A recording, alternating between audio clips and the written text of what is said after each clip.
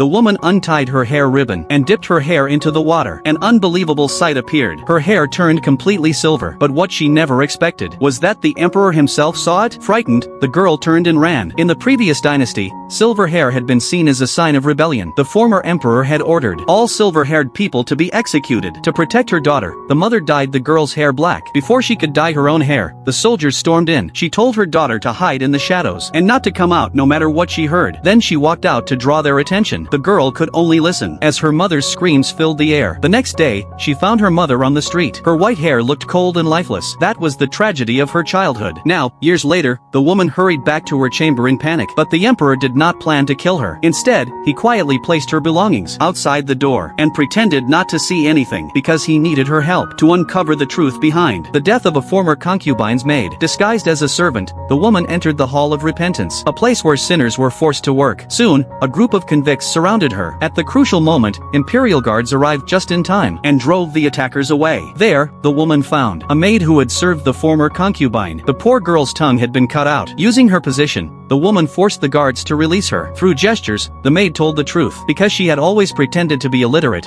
the killers sealed her mouth, but spared her life. It turned out that the former concubine had been murdered by the Empress Dowager. The maid was merely a scapegoat. The emperor was so obsessed with the case because he had once met the maid himself. Back when he was the crown prince, his mother had been murdered. As he cried alone in a corner, it was the maid who comforted him. The maid once had a fiancé. They had grown up together, but after she was chosen to serve in the palace, they were forbidden to meet again. Now the girl had become a wandering spirit, unable to move on. When she met her lover again, they were separated by life and death. The man reached out to touch her face, but his hand passed through her like air. At last, her name was cleared. Her soul no longer lingered in this world. After one final farewell to her beloved, she faded away into the afterlife.